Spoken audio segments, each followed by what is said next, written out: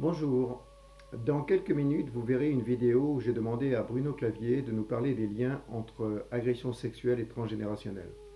Ou plutôt comment nos histoires d'aujourd'hui, nos traumatismes, s'inscrivent dans d'étranges répétitions d'histoires appartenant à nos ancêtres.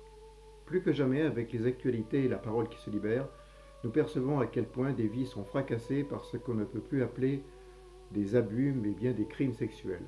Une femme sur 4 et un homme sur 6. C'est beaucoup. C'est le nombre de victimes de violences sexuelles dans le monde. Ça veut dire que vous en connaissez des dizaines autour de vous, qui le disent ou qui le taisent. Qu'ils taisent souvent d'ailleurs.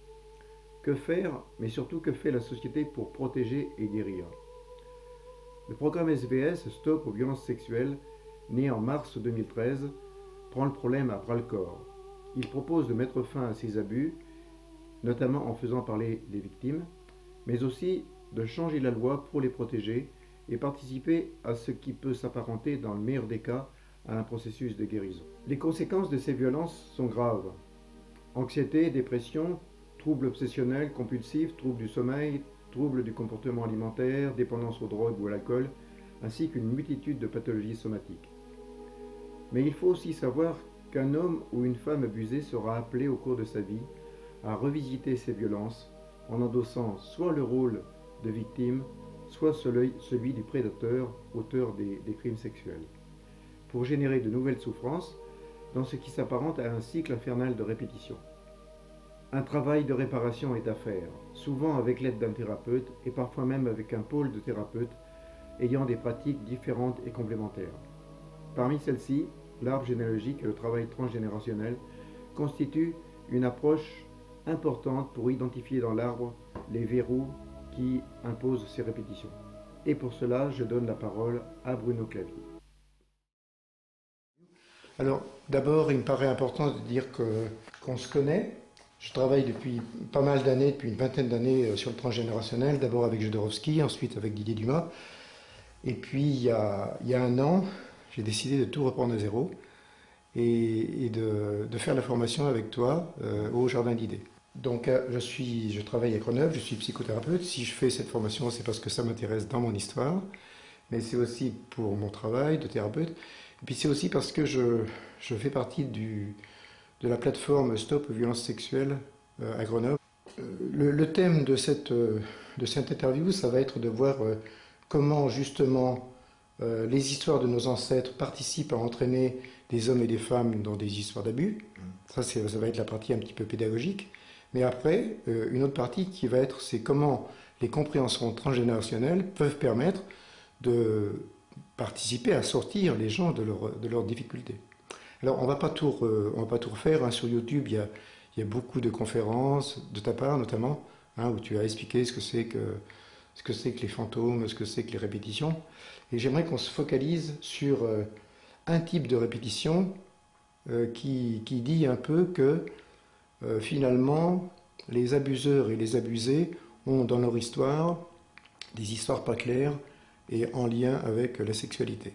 En fait, les vivants rejouent des choses dont les scénarios ont été un peu écrits par nos ancêtres. Voilà. Alors cette histoire de scénario, eh bien, ça nous amène à un mot que tu as employé, qui, même si tu ne l'emploies pas toujours, hein, qui est cette histoire de théâtre d'Épien.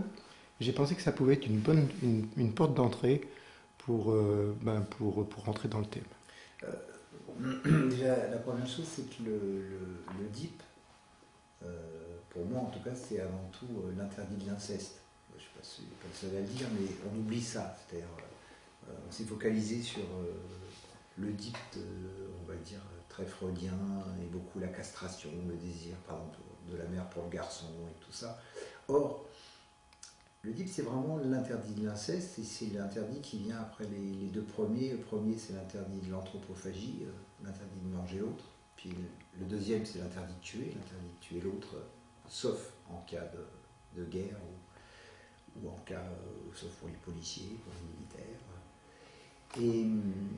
Et le troisième interdit, c'est l'interdit de l'inceste. Et ça, c'est la première des choses. Et ensuite, par rapport à cette question de DIP, et d'interdit de l'inceste, il y a le fait qu'on est resté sur l'idée, par exemple, que la fille voudrait le père et que le fils voudrait la mère, en oubliant qu'il manque quelque chose dans la définition. C'est qu'effectivement, hein, moi je reçois beaucoup d'enfants, puis puis moi-même j'ai des enfants, on voit l'Oedipe. Mais l'Oedipe, c'est pas exactement ça, dans le sens où l'Oedipe, c'est la fille qui veut coucher avec son père à condition que ça n'arrive jamais. Et on oublie toujours cette précision. Il ne faut pas oublier que tout ça s'est entaché par l'histoire de la psychanalyse, avec le fait que malgré tout, Freud a quand même dit que les enfants étaient des pervers polymorphes. C'était une phrase lourde de conséquences, même s'il a dit que c'était parfois sous la séduction des adultes. Mais c'est vraiment cette question-là, c'est-à-dire que c'est très important dans la définition. Un enfant ne veut pas coucher avec ses parents. Oui, justement, tu dis que l'enfant, avec Freud d'ailleurs, que l'enfant est débordant de sexualité envers les parents, mais qu'il manque quelque chose. Et oui, et le truc qui manque, c'est le fait qu'il est débordant de sexualité en général d'ailleurs. Je pense que les choses de l'Oedipe seraient très différentes si on était dans une famille, comme dans une tribu, avec tout le monde tout autour. L'Oedipe, il serait pas du tout la même chose. L'Oedipe, c'est la famille nucléaire de base. Et la sexualité va aller à l'endroit, et en plus elle va aller à l'endroit de l'amour parental. Mais je répète, à condition que ça n'arrive jamais. Ça c'est extrêmement important parce que c'est une grande angoisse pour les enfants. C'est pas parce qu'il y a ce désir qu'ils en veulent, c'est ça que je veux dire, et que la confusion là est importante. Je dis la confusion exprès parce qu'il y a un texte majeur sur ce thème de Ferenczi, de Sándor Ferenczi, qui est la confusion des langues, où il explique bien justement qu'est-ce que c'est que cette confusion, notamment en cas d'inceste ou en cas d'abus sexuel. C'est que l'enfant veut de la tendresse et l'adulte lui répond par la passion. Voilà, c'est ce que dit Ferenczi. Je dirais l'adulte répond par du sexe, globalement, et que l'enfant, lui, il veut de la tendresse. Et que la confusion est toujours là. Donc là, la demande de l'enfant est normale, la réponse de l'adulte l'est pas. Elle ne l'est pas du tout, et que quelque part, dans ce débordement sexuel de l'enfant, dans la période notamment oedipienne, on va dire à 5, 6 ans, 7 ans, mais même après, presque tout le temps, parce que je ne crois pas trop à la période de latence, dans ce débordement-là, ce qui est demandé est toujours de l'amour. Et que justement, la logique perverse est de profiter de cette demande d'amour pour mettre de la sexualité à la place. C'est ce que Ferenczi appelle la confusion des langues. C'est une vraie confusion. Et donc c'est important parce que je relis ça à l'Oedipe, que c'est la même chose pour l'Oedipe, c'est à condition que ça n'arrive pas. Et voilà, et donc toute cette question qui est centrale aussi au niveau pour moi, qui est centrale au niveau de la psychanalyse, c'est que je dirais que la question même des abus sexuels et de l'inceste est au cœur de la psychanalyse, mais dans le sens où on ne peut pas la séparer de la propre histoire de Freud et du fait qu'il y a un tournant majeur que tout le monde connaît, mais il faut le redire, ce tournant majeur que Freud qu'on a appelé l'abandon de la neurotica, qui est au tout début de la création de la psychanalyse, où au début Freud pense que les névrosés, et surtout les femmes, le sont à cause des abus sexuels des pères, et puis après il dit non, j'ai vu majoritairement des fantasmes, et puis après il va retenir plutôt le fantasme qu'autre chose, et c'est là-dessus que s'opposera Ferenczi après, notamment en lui écrivant, et puis en disant dans des textes, non, j'ai remarqué qu'il y avait en fait beaucoup d'abus sexuels. Oui, si on est un peu radical, on peut presque dire que Freud, quand il abandonne le neurotica, il embarque la psychanalyse sur une piste qui n'est pas forcément la bonne. Eh ben, à mon avis, qui n'est pas la bonne, parce qu'elle va faire justement de la confusion pendant un siècle, et puis ce n'est que maintenant, petit à petit, on revient à écouter plus les gens sur cette question des abus, et elle est centrale dans l'histoire de la psychanalyse, notamment à cause de la propre histoire de Freud, puisque Freud, et c'est un texte qui a été censuré, Freud écrit à Fliss que son père a abusé de ses frères et sœurs, enfin de son frère, il ne dit pas le nom, et de plusieurs de ses sœurs, j'imagine Nana notamment, et c'est extrêmement important parce qu'il dit ça, et 6 mois après il dit je crois qu'au fantasme, et moi c'est ce que j'appelle le clivage de Freud, son propre clivage à lui, où c'est insoutenable pour lui de penser que son père est un abuseur, et en plus il y a bien cette question-là de savoir est-ce que lui-même n'a pas été abusé par son père et qu'il ne s'en souviendrait pas, et puis de savoir s'il dit ça à Fliss, est-ce qu'il l'a vu, ou est-ce que son frère et ses sœurs lui ont dit, ou est-ce qu'il a assisté à des choses? Il parle notamment de fellation, hein, il parle vraiment de ça très précisément, et quand on voit les cancers de la mâchoire de Freud, on peut se poser des questions, notamment parce que dans le texte à Fliss, il parle justement qu'il a remarqué que quand il y avait des paralysies de la mâchoire, eh bien il a remarqué que les patients avaient fait des fellations dans l'enfance. Bon, voilà. C'est majeur, c'est au cœur de la psychanalyse, hein, c'est au cœur de ça, et pour moi c'est au cœur des thérapies, je dirais même encore aujourd'hui. Donc, dans une famille saine où les transmissions se font de façon correcte, il est normal que l'enfant, que ce soit le garçon ou la fille, exprime son désir vis-à-vis du parent opposé, mais tu dis qu'il faut que les parents signifient l'interdit de l'inceste. C'est ça. Et que s'il n'y a pas cette signification, eh bien c'est la porte ouverte à beaucoup de dérives, parce que le fait de signifier l'interdit de l'inceste, eh bien, sécurise l'enfant dans l'affirmation de son genre. C'est ça? C'est ça, et automatiquement, et puis ça le sécurise à tous les niveaux, l'interdit de l'inceste. En plus, ça le fait grandir, et puis je dis toujours, ça le place dans l'espace-temps. C'est-à-dire que l'interdit de l'inceste, c'est lui dire, bah, tu pourras faire cette chose-là plus tard, et pas ici. Enfin, plus tard, c'est-à-dire quand tu seras grand, et donc du coup, ça l'engage à grandir. Et puis, pas ici, ça veut dire ça l'engage à sortir, ça l'engage à faire sa vie ailleurs. Hein, ça le place donc dans le temps et dans l'espace, ça le fait grandir.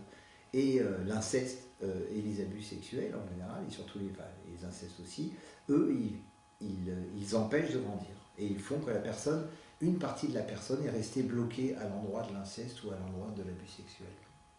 Alors, il y a une notion que tu développes que je trouve intéressante, c'est que si le père et la mère ne participent pas à sécuriser l'enfant à ce niveau-là, eh bien, l'enfant, de toute façon, va devoir faire son Oedipe, et parfois, il va y avoir des Oedipes bricolés.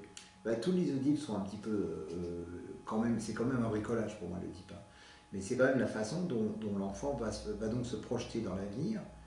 Alors on va dire dans le cas positif, je l'espère par exemple pour mes enfants. Là mon fils il m'a fait un petit dessin ce matin qui est caractérisé, il a 7 ans, mais on voit bien, il a fait un dessin qui d'ailleurs, parce que je lui ai fait une petite signification il n'y a pas très longtemps, j'ai remis un peu à sa place et tout ça, et évidemment je sentais que ça chauffait avec sa maman là.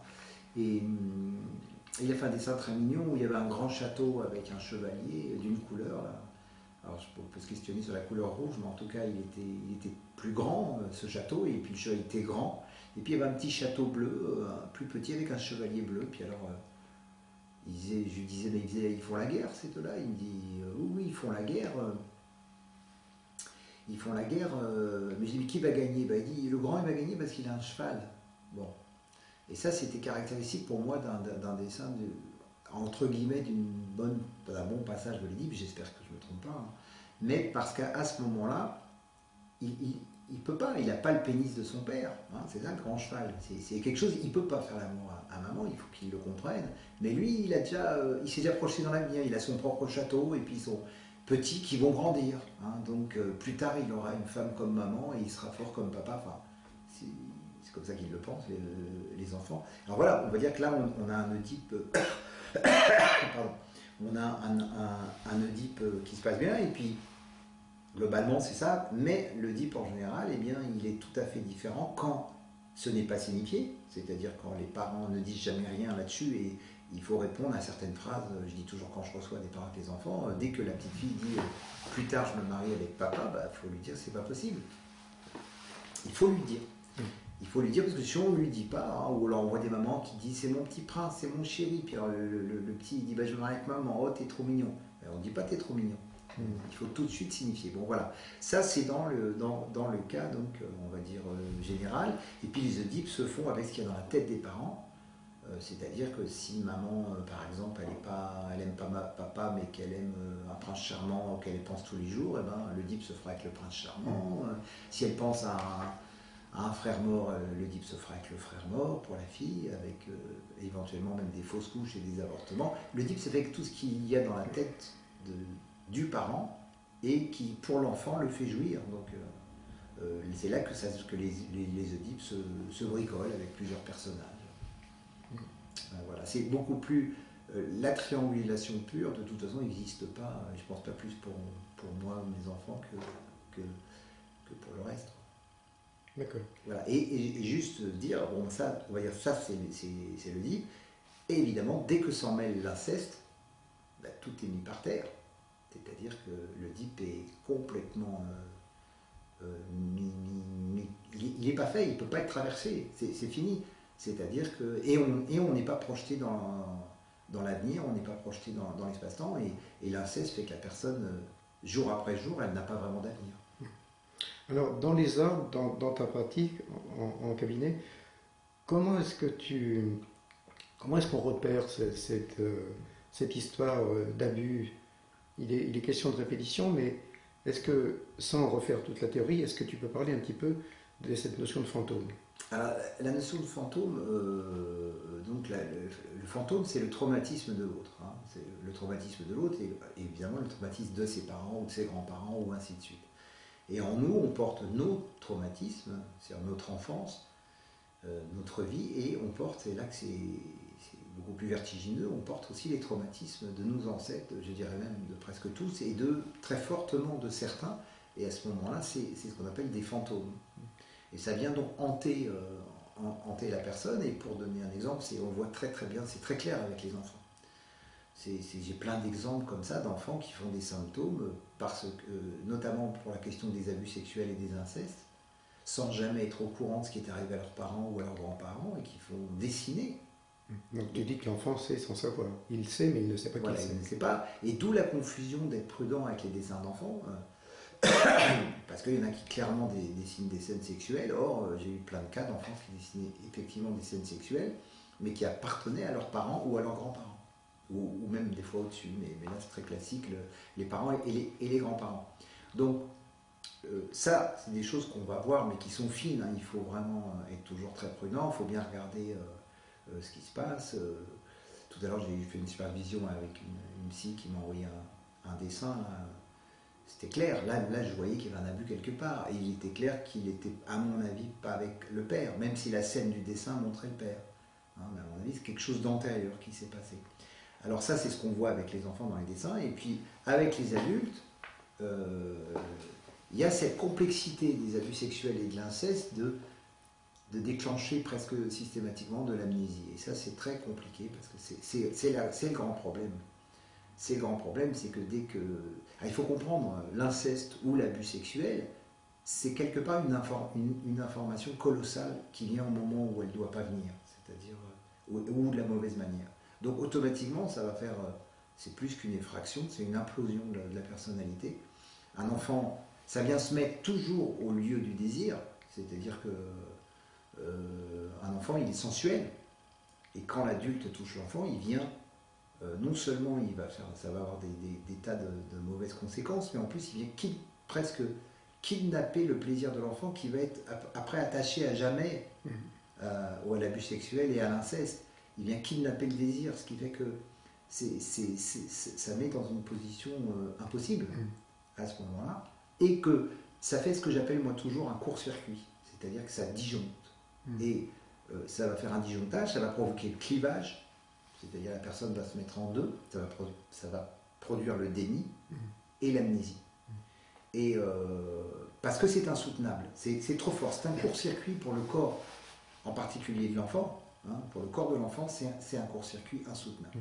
Donc ça peut provoquer des névroses, disons dans le meilleur des cas, mais ça provoque souvent des choses beaucoup plus complexes, comme les psychoses, enfin, ça peut emmener les gens dans des phénomènes de schizophrénie, où finalement le coup de foudre est tellement terrible qu'il y a une dissociation complètement totale de l'individu. Alors de là à dire que ça amènerait la schizophrénie, c'est possible. Hein, on peut se poser la question, mais surtout ça amène plus généralement des personnalités, entre guillemets, qu'on dit borderline. Les états limites, pour moi, sont ce qu'on appelle des personnes borderline ou états limites, sont vraiment caractéristiques des abus. Bien dire que les abus, il y en a plusieurs. Hein. Enfin, il y a les abus sexuels, mais vous avez eu la violence qui a à peu près les mêmes effets. Hein. Les violences parentales, les violences... ça. Plus, après, il y a toutes les sortes d'abus sur l'humain qu'on peut faire, l'abandon, et ainsi de suite. Mais c'était quoi la question déjà? Bon, je disais que ça va générer tout un tas de vies qui vont être un peu fracassées. Ouais, c'est voilà, automatiquement des vies fracassées. Et donc voilà, des gens qui vont être plutôt borderline, c'est-à-dire qui vont être... alors maintenant que je reconnais... maintenant je commence à reconnaître, même à la façon dont la personne est nerveuse, dans la façon dont elle est toujours anxieuse, toujours peut-être pas là, elle perd sa tête, elle sait pas, parce que ça a fait un choc, et ce choc est porté dans le corps, dans l'énergie du corps, c'est porté physiquement, c'est porté mentalement, et puis avec tout un système de verrous. Faut pas oublier que ça a disjoncté, et comme ça a disjoncté, il y a des verrous partout après, et que on remet pas le courant comme ça. C'est bien la question aussi, c'est qu'on peut pas remettre le courant du jour au lendemain. Oui, mais alors justement, imaginons, si on remonte un peu dans les générations, imaginons que ce soit un arrière-grand-père ou une arrière-grand-mère qui ait subi des abus sexuels, qui vont se voir après dans la descendance, et à un moment donné, les choses se dupliquent, et ça s'arrête comment? Alors, ça s'arrête pas. La question du fantôme, c'est que ça s'arrête pas tant qu'on n'a pas fait quelque chose. Ça se répète. On le sait que les abuseurs ont été abusés, ça on le sait. Mais pour que ça s'arrête, il faut vraiment qu'il y ait...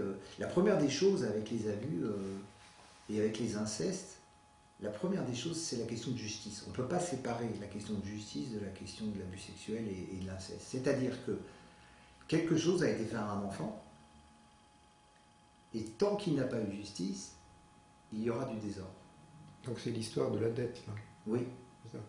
Ça. Et ça, c'est transgénérationnel. C'est-à-dire qu'il faut qu'il y ait justice. Et là où le fantôme peut être redoutable, c'est que un abus qui a tellement brisé la vie de quelqu'un va se transmettre à ses descendants qui vont, par exemple, recommencer l'abus. Alors que la personne initiale a elle-même été brisée par ça. Hein? Comme si quelque chose, il fallait que ça soit dit, alors quand ça a été caché, puis là on est au monde du secret. Hein? Les abus sexuels, s'il y a un monde où il y a du secret, c'est bien celui-là. C'est dans le monde du silence, je dirais, des non-dits, du secret. Et puis ça se transmet, et ça se transmet. Et donc, pour l'arrêter, la première des choses, c'est qu'il faut qu'il y ait une justice quelque part. En tout cas, sur les abus aux générations présentes, l'expérience m'a montré que tant qu'il n'y a pas de justice, le phénomène continue. Oui, et la justice doit être collective.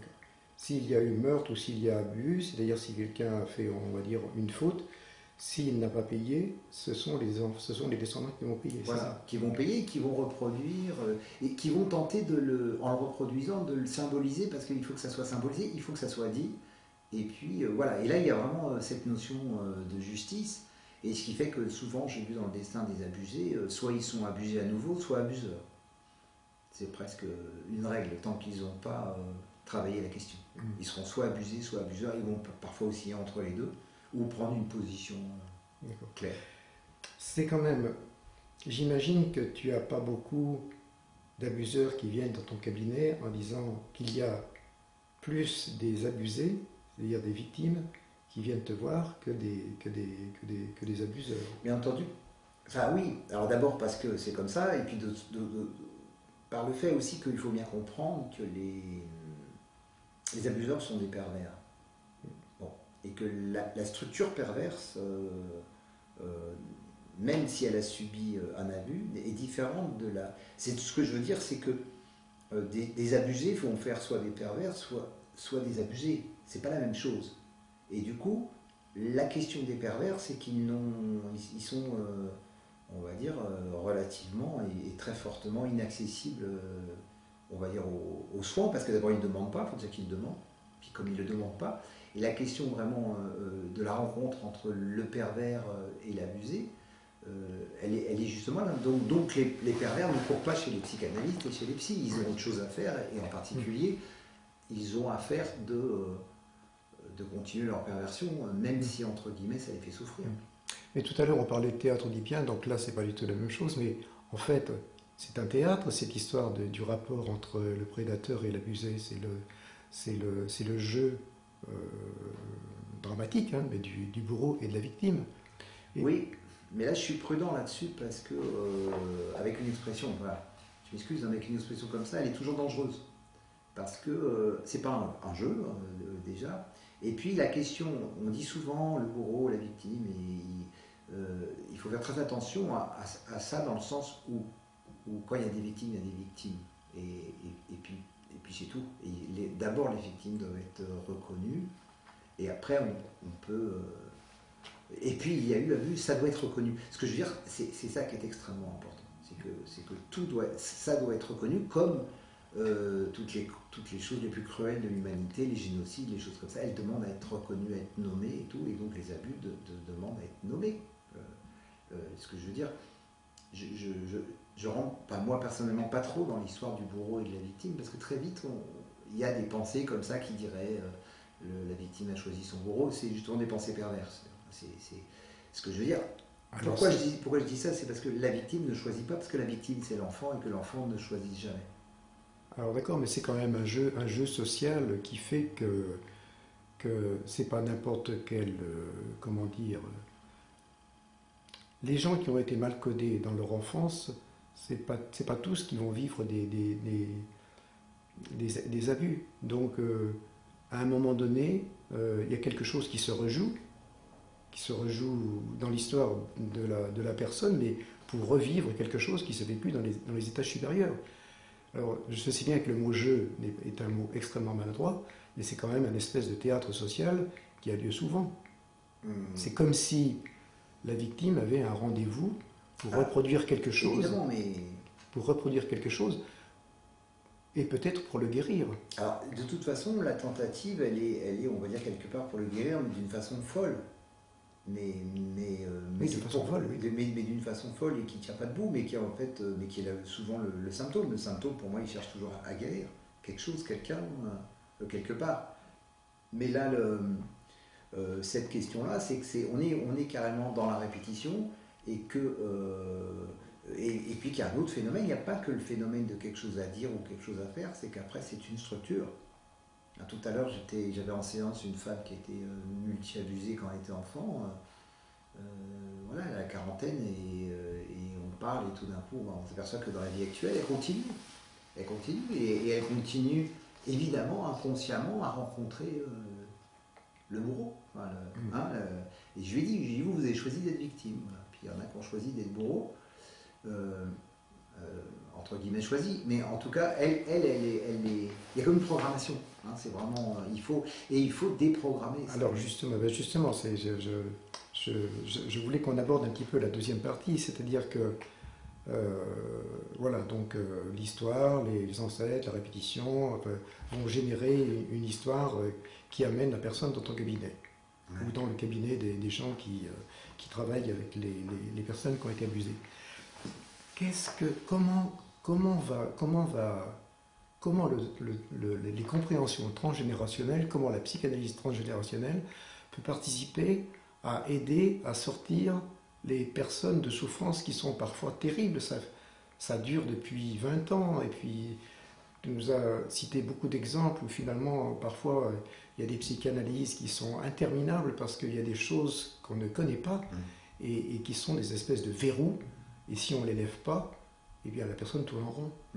Donc comment, j'ai bien conscience que la question n'est pas simple, mais comment la psychanalyse transgénérationnelle peut participer à la guérison?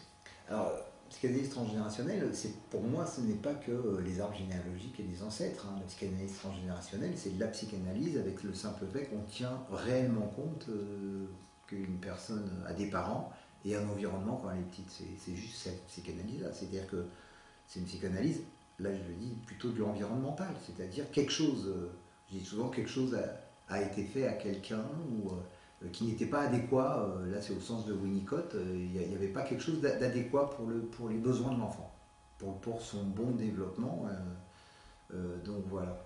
Alors, la question, on va dire, des incestes et des abus sexuels, justement, elle est très complexe parce que, surtout dans la petite enfance, la plupart du temps, c'est lié à l'amnésie, ou alors c'est lié à une, comment dire, au fait que c'est pas comme une amnésie, mais c'est comme si la personne n'avait pas réalisé ce qui s'était passé. C'est pas une amnésie. Hein. Dans ce domaine-là, il y a les amnésies pures, surtout pour les choses précoces et très violentes. Là, c'est vraiment des amnésies pures. Après, il va y avoir des choses mises de côté et qui ressortent par certaines techniques ou qui ressortent dans des analyses, pour peu que l'analyste ait les oreilles pour écouter ça. Et puis, et puis voilà. Et ce que je veux dire par rapport à ça, c'est que le cheminement est long pour ces personnes-là. Et surtout dans le cas d'amnésie ou de choses très précoces qui sont automatiquement amnésiques, puisqu'on oublie, mais vous avez des abus sur nourrissons, vous avez des... alors, il y a ça, en plus c'est la gamme des abus. Moi j'entends des choses absolument incroyables, et j'entends des choses incroyables après des personnes qui ont fait des thérapies, et même des psychanalyses, et qui viennent me voir, qui me disent... J'ai eu ça dernièrement avec quelqu'un qui est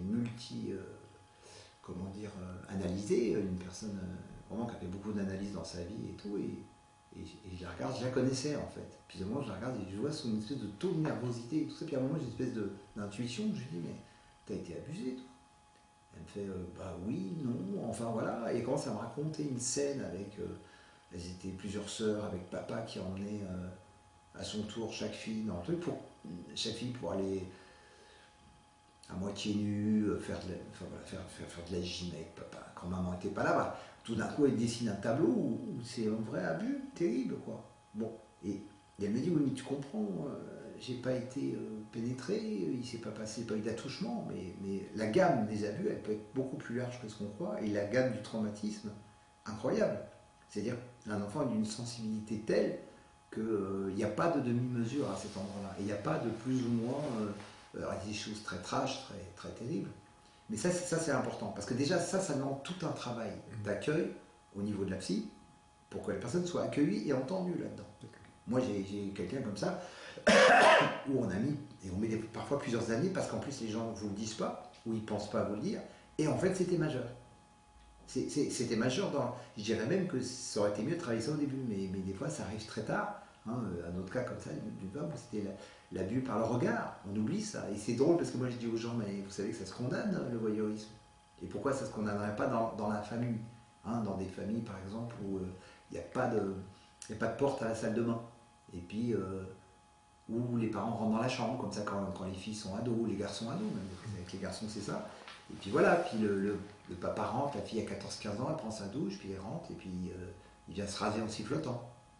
Hein, c'est un abus, c'est non, on ne peut pas faire ça, c'est des traumatismes, ça a des effets incroyables, on ne se rend pas compte à quel point ça a des effets. Donc la guérison, on va dire, de tout ça, c'est très long, c'est à mon avis toujours un peu imparfait, mais globalement, il faut déjà que les scénarios soient reconstitués, qu'ils soient reconnus dans les mots et par des tiers. Ça se passe toujours en présence de tiers. Il faut toujours qu'il y ait un tiers qui reconnaisse. Et en particulier, je disais tout à l'heure, la collectivité. Ça, c'est extrêmement important. Elle joue un rôle important puisque la justice est toujours collective. Il n'y a pas de justice individuelle dans le monde des humains. Elle est toujours collective. Donc ça veut dire que l'abus et l'inceste doit être jugé collectivement. Et quand il n'y a pas possibilité, il faut que ça soit parlé collectivement. Il faut que ça soit... ça, c'est la première des choses pour la reconnaissance. Et puis ensuite, il y a donc de bien reconstruire tous les scénarios. Ça prend beaucoup de temps, toutes les conséquences, tout ça. Et puis après, il y a des méthodes. C'est que je pense que la psychanalyse pure ne suffit pas. Il y a des méthodes comme l'hypnose, le MDR, il y a plein de techniques de toutes sortes. Même les Indiens d'Amérique du Nord, par rapport aux abus qu'ils ont subis au Québec, par exemple, ils utilisent les rituels traditionnels comme la sweat lodge, des choses comme ça, pour que tout l'émotionnel qui a été emmagasiné, qui est comme quelque chose qui est prêt à exploser à tout moment, puisse être distillé pour que la personne retrouve un corps normal, une tête normale.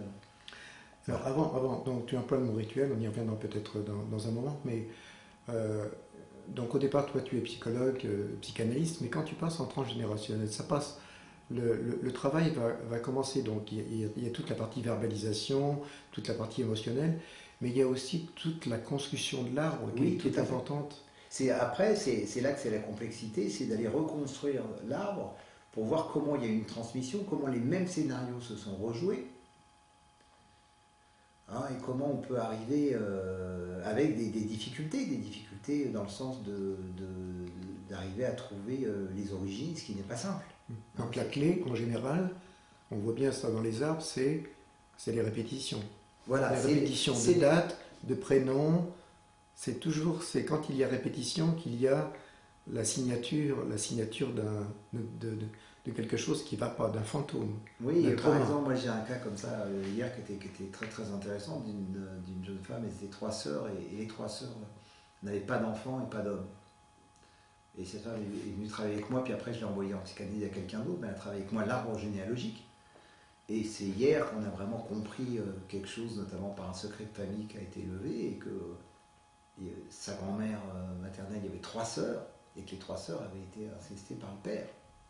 Et donc, 3 générations plus tard, enfin 2 générations plus tard, au niveau de la grand-mère, une génération plus l'autre, les 3 filles n'ont pas d'hommes et pas d'enfants, parce que c'est fini. Le message qui avait été envoyé, c'est si les pères sont des abuseurs, ils ne peuvent pas être des pères, donc ils sont incestueux, et puis elles étaient toutes les 3 un peu phobiques du sexuel. Ce que j'ai oublié de dire tout à l'heure, c'est que l'abus sexuel rend soit hyper sexualisé, soit désexualisé d'une façon incroyable, mais dans les deux sens.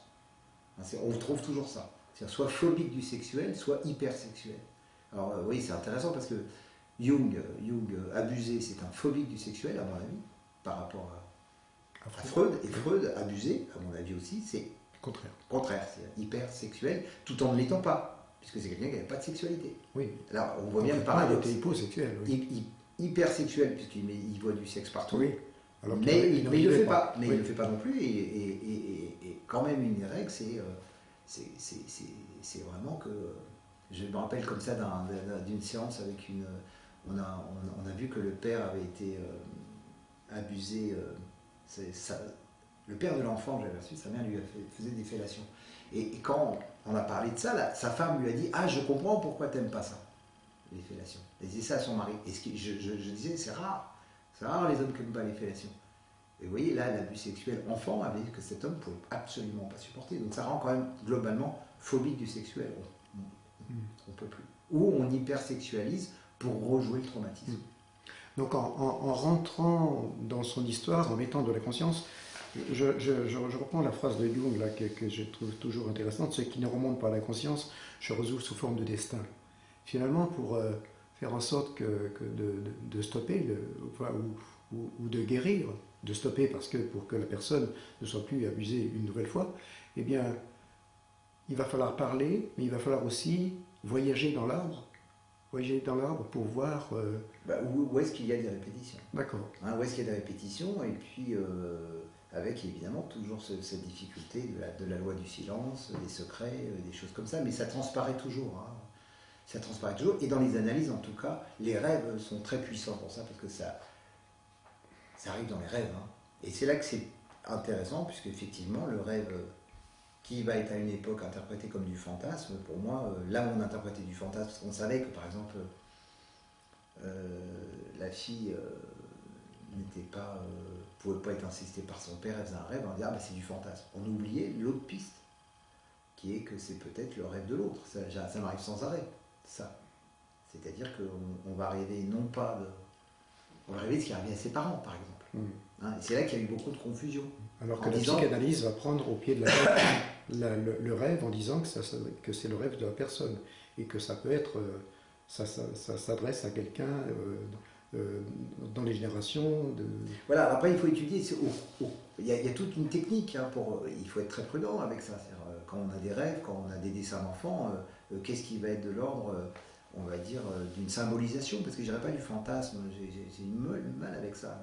C'est pas forcément ça, mais d'une figuration, d'une symbolisation, ou qu'est-ce qui va être le témoignage de quelque chose, mais qui n'appartient pas forcément à l'enfant, mais donc aux générations au-dessus. Parce que j'ai très souvent un cas que j'ai résolu d'enfant comme ça, où il avait dessiné un petit arrosoir qui était en forme de pénis, et c'est sa grand-mère qui tenait l'arrosoir.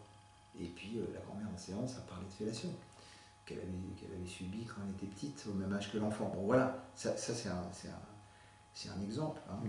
Donc la compréhension, le pistage des fantômes dans l'arbre participe à la guérison. Tout à l'heure, tu as prononcé un mot, j'aimerais qu'on y revienne un petit peu, le mot rituel. Oui, alors, rituel, c'est-à-dire, la question, c'est vraiment de... Les rituels, c'est comme la guérison, c'est rituel de guérison. Ce que je veux dire, c'est qu'il faut qu'il y ait des actes symboliques qui soient posés. C'est ça le rituel, ce sont des actes symboliques. Et donc, il faut qu'il y ait des choses qui soient ritualisées. La justice, c'est un rituel aussi. Oui. Hein, mais c'est extrêmement important. C'est-à-dire, par exemple, je donne un exemple, j'ai reçu une famille comme ça. Alors, le grand-père, enfin, on va dire l'arrière-grand-père de l'enfant que je recevais, l'arrière-grand-père avait abusé de 8 de ses petits-enfants sur 16. Et cet homme est mort de sa belle mort. Et c'était un artiste, toute la famille s'entendait pour commémorer cet artiste, puis une partie était contre en disant mais nous c'est un gros salaud, pourquoi on ferait ça? Bon. C'est ce qui se passe avec David Hamilton en ce moment. Voilà, et ça sera avec David Hamilton, et avec il y a plein d'exemples comme ça. Et à ce moment-là, eh bien, là il y a quelque chose à ritualiser. Et moi je disais à la mère, donc c'était son grand-père, elle n'avait pas été abusée par lui, mais le rituel, c'est quoi? Ça va être, par exemple, de refuser de faire cette commémoration, ou de prendre, à la limite, une œuvre. Moi, j'ai eu dernièrement ça avec... je vais dans un endroit comme ça, et puis je tombe sur un livre, et c'était étrange, parce que le week-end d'avant, j'avais donné une formation, et une personne m'avait dit qu'elle avait été abusée par ce chaman. C'était un chaman d'Amérique du Sud. Et puis elle m'a raconté l'abus, il était vraiment grave et vraiment, je dirais le mot dégueulasse, mais non, c'était pas bien. Et je vois le livre de ce gars-là dans la bibliothèque, et je savais que la personne à qui appartenait la bibliothèque elle-même avait été abusée. Et je lui dis, tu sais, le livre de ce gars-là, c'est vraiment un abuseur. Et elle commence à me dire, oui, non, mais c'était un dragueur, un séducteur, c'est normal. Je dis, non, non, non, non, je te parle pas que c'était un dragueur, un séducteur, c'est pas ça. C'était un abuseur, c'est-à-dire il avait mis des gens dans des positions de faiblesse pour abuser d'eux. C'était pas, ce que moi m'avait raconté cette femme qui était vraiment fiable, c'est que il avait été mis dans une position de faiblesse, notamment en lui faisant un massage et en la faisant partir un peu en transe. Et c'est là qu'il avait profité de l'abus quand elle était en position donc de faiblesse. Et comme je disais, s'il l'invite dans un café et qu'il discute et qu'il lui propose les choses un peu correctement, ça va. Ça, c'est pas la même chose. Non, il profitait de son pouvoir, de sa position. Ça, c'est extrêmement l'inceste. Hein. C'est la position paternelle. Ça peut être plein de positions pour abuser de cette femme. Et à un moment donné, j'ai vu le livre et je lui ai dit toi, tu as été abusé, je te propose un petit rituel. Et puis elle dit mais quoi? Puis elle continue à dire mais tu comprends et tout ça. Je lui ai dit est-ce que tu veux bien me laisser faire le rituel? Elle me dit oui, j'ai pris le livre, je l'ai jeté par terre. J'ai commencé par le jeter par terre. Hein, et puis elle pourrait le brûler, elle pourrait le couper, elle pourrait le piétiner. Je veux dire, c'est non. Voilà, c'est ça des rituels. Alors, le rituel, c'est quoi? C'est une façon d'accueillir l'histoire quand on la connaît, c'est une façon de s'en débarrasser, c'est une façon de redonner aux ancêtres ce qui ne nous appartient plus. Générationnel, c'est-à-dire que c'est des rituels quand on fait des rituels comme ça, c'est par exemple vis-à-vis des gens, par exemple, qui sont morts et qui ont été abusés ou des choses comme ça, c'est leur redonner mémoire, leur redonner justice. On peut faire des rituels comme ça. C'est important. C'est important. Hein. Voilà, s'occuper de la mémoire de ces gens-là qui en nous, qui ont été très blessés et qui... voilà. En tout cas, merci pour ce que tu as dit et pour les propositions et pour les pistes qui peuvent être données à certaines personnes qui sont justement en train d'essayer de réparer des histoires d'abus. Voilà, c'est ça. Hein, et de bien entendre ça, de bien trouver des personnes pour entendre ça. Et je dirais aussi n'oubliez jamais cette piste, c'est-à-dire vérifiez, moi ça m'arrive tout le temps, et je vérifie, je recoupe, mais fermez pas vos oreilles. Hein, commencez pas à dire c'est du fantasme, écoutez bien, observez les gens, il y a des codes. Et moi, personnellement, j'ai tellement peu vu de mensonges à ce niveau-là, j'en ai pratiquement pas vu. Hein, j'ai vu toujours que des vérités. Donc cette espèce de truc qu'il y aurait tout le monde en train de fantasmer des choses qui n'ont pas eu lieu, non. Ok, merci.